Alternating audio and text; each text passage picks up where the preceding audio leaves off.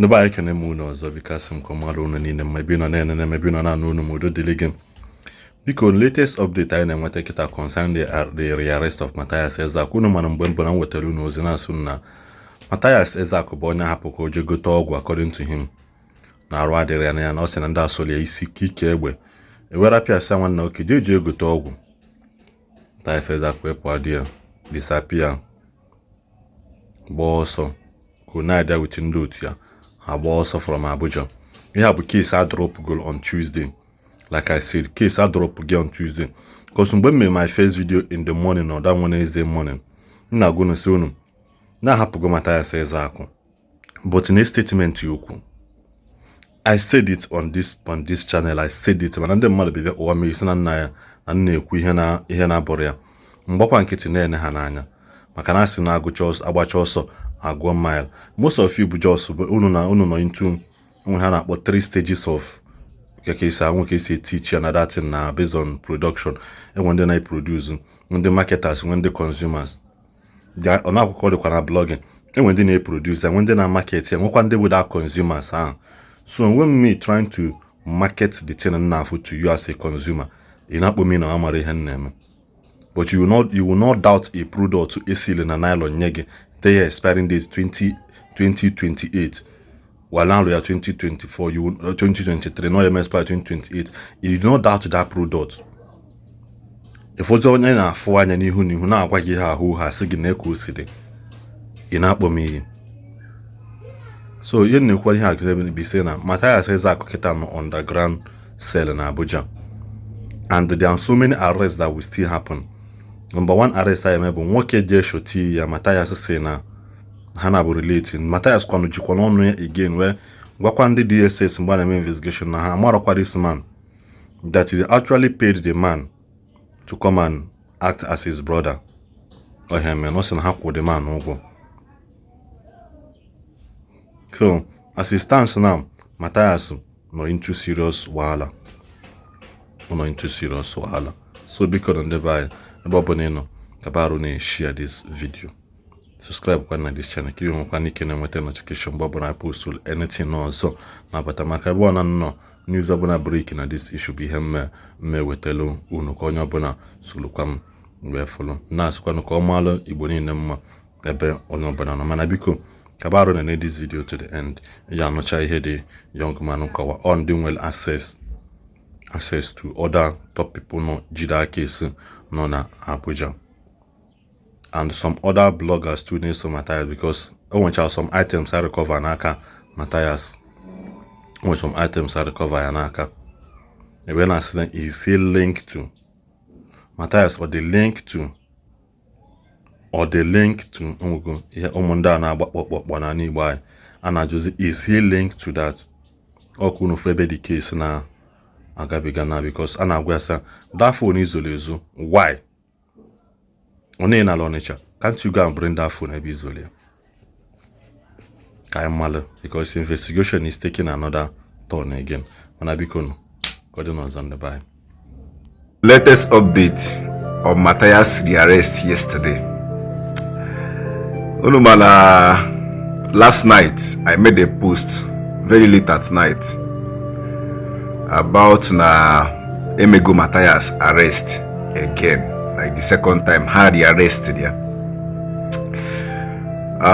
Before I go on and say what I want to say, I see some people writing on my DMs and comment as well that now how can onye na aba hokot a jump bell or something like that. Like a kagesimu bell or onye na aba ababeko, that is not possible. But what I want to tell you guys is that when we have a police bell, it is as most of you don't know how those things is working.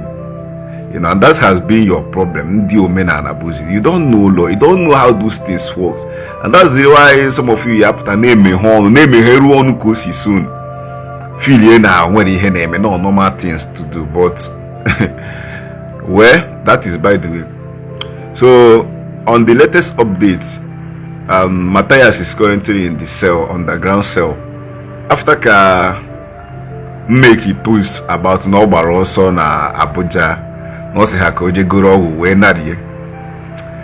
The next morning, Mathias I rush here. I don't know on a hospital be yaho. Konime be yaho. Take a picture even on a hospital bed with a drip or something, like as if no one received treatment. We post to online. You know, the guy was trying to play smart, and that has been his problem. And that man non now be na Ili to all those things, and those people has been his greatest enemy. You see all these people around Mathias ne push ya menka all these should I say uneducated advice, because most of the things they are implicating him more. So after I post to that picture about on a hospital bed, of which I reposted, now asking him to stand up there and go and release his innocent lawyer and the shorty in Abuja. He somehow find out that his game don't cast, and that is a must that he's going back to Abuja. Then exactly around 6 to 6, yeah, to 6 after 6 yesterday, they brought him back to Abuja to come and finish what he started. Then when he got there, according to the update I received, Mathias came with some things. He came in with phones, you know. So the more reason I'm speaking Igbo is because of Facebook. One, Facebook always, you know, flag most of our video Ndi English women, and it's not only me, other content creators, you see most of them speaking Igbo, even those that used to speak English. It's because of Facebook wahala. Okay, see or English, which have flag, if everything you have to delete it. And secondly, this is an Igbo affair. At home called that tribe now, because this is our own thing and we must settle it within ourselves. So as I was saying, Mathias was trying to hide phones ojina moto bukwenya webia, like moto haji webudia.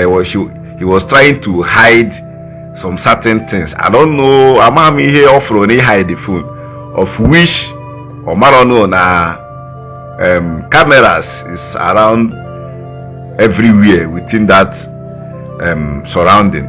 They saw it and they caught him and went after that. Is after call bata in, they went to go and get all those phones on his na motor or something.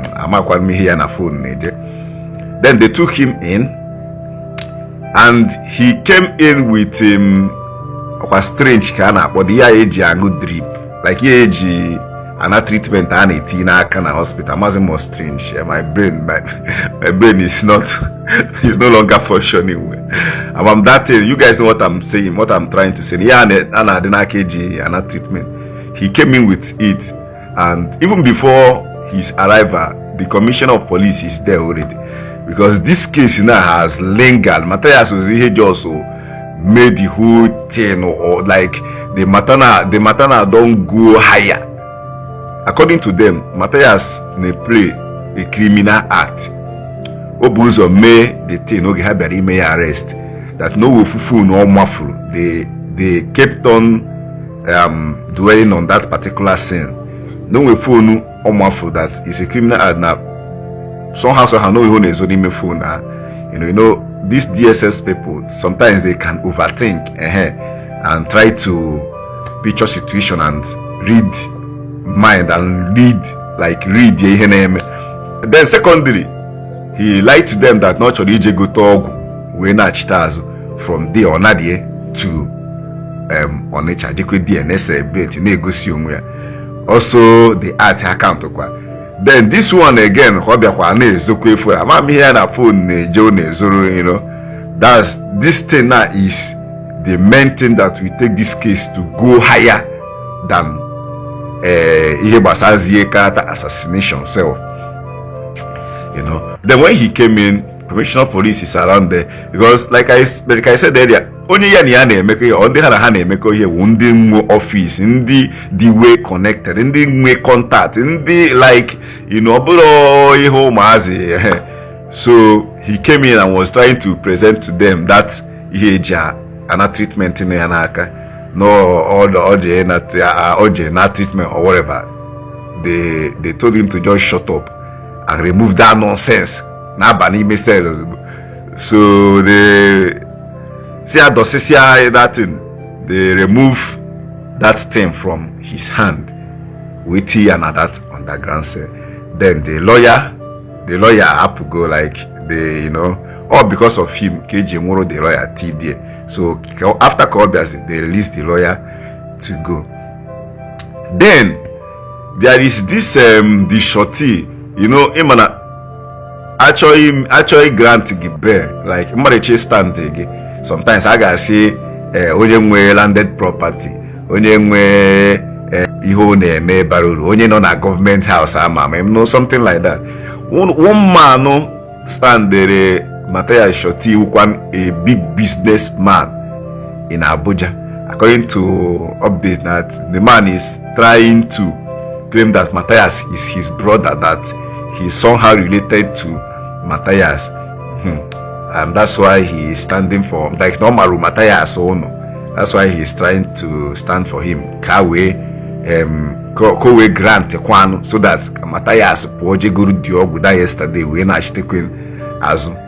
So Ogane Mathias somehow investigation, like an investigate here in all these things, man, and these people Ejimakia with this here na sell Ogaho honor na one.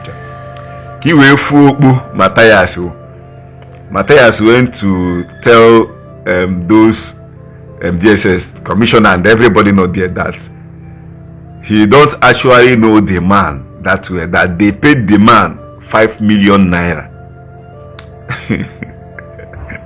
I don't know if you guys are getting what I'm saying. That him and his team paid the man 5 million naira to come and say or stand on behalf of him in other shorty. So, and other things say Mathias, wish I can be releasing it online. With some sensitive things that I won't say publicly here. But the thing is that today being Friday, I get made the man arrest. I mean that businessman who have 5 million claim no money or no anything. They will arrest. I get me arrest today, and there are a lot of people I get my arrest as well. Especially some of these boys here. Yaniano on social media, all those things. And there is this video there.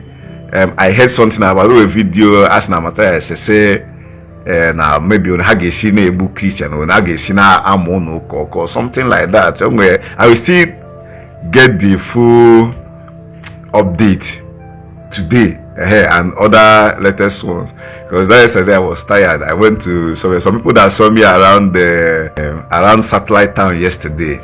You guys, I believe some people saw me there because some people was trying to help me. You guys know when I left there, so I was tired that yesterday and I couldn't grab enough. But today I will get the full details and so I was saying, what am I trying to say?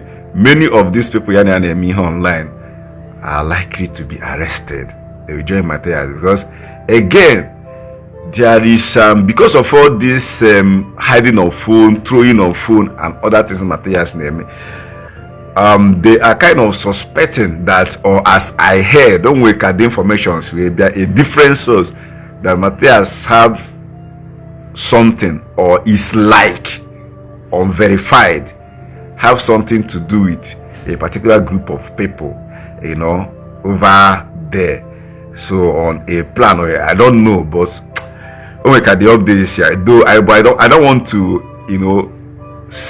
give the update straight because it's a sensitive one. Like the matter, bro, it's beyond normal distance. So I don't want to go into that. But it's one of the reasons why they may likely to arrest many people into whatever. And this one now is from my own humble self, I'm trying to tell you guys, for those of you that we want to go to Abuja on behalf of Mathias Ejo, ọ bụrụ na ị na-eme ihe ndị gbasara ihe a ọzụzụ a na-azọ, achọrọ m ị na-akpa afa, but you guys know what I'm trying to say. Ọ na ị na-eme ụmụ ihe agitational something mara ka isi ejide, and if you are going there, don't take what that might put you into trouble. This one is just coming from my own mind and heart, because I read things, I read situation, like I read how everything is going, because the way these things are going now, Mathias is kind of implicating himself more by some of these acts on a play. But I'm not blaming him. Didn't blame his advisors. You guys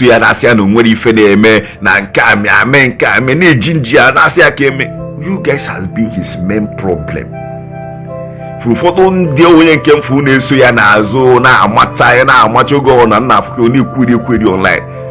You guys should know law. Yeah, bro, here and all these things. You know, because you guys are putting him into deep mess.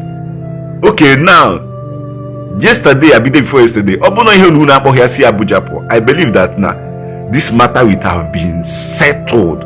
Or highest or sign undertaking. No, yes, now for a particular man of God, and the name we want to query online. They message his normal preaching and teaching how to liberate our people from ego feeling and they can straight away without mentioning names. You know, this matter get this settled. Don't you want to go because Evangelist Ezeaku had insisted and I drop all the case, and that case I drop on Tuesday evening. I hear release it here. Can drop that case after Evangelist Ezeaku ordered for the case to be dropped. I drop that case that Tuesday evening. You know, I want to release yes, Wednesday morning. So science here that undertaking, and after that, can the both parties however mess here up by Isekaje Gorog, Sheba, Maria Bonaton, still but bata may claim que Galadima. Not like you guys that is giving him those should I say advice or whatever is his main problem.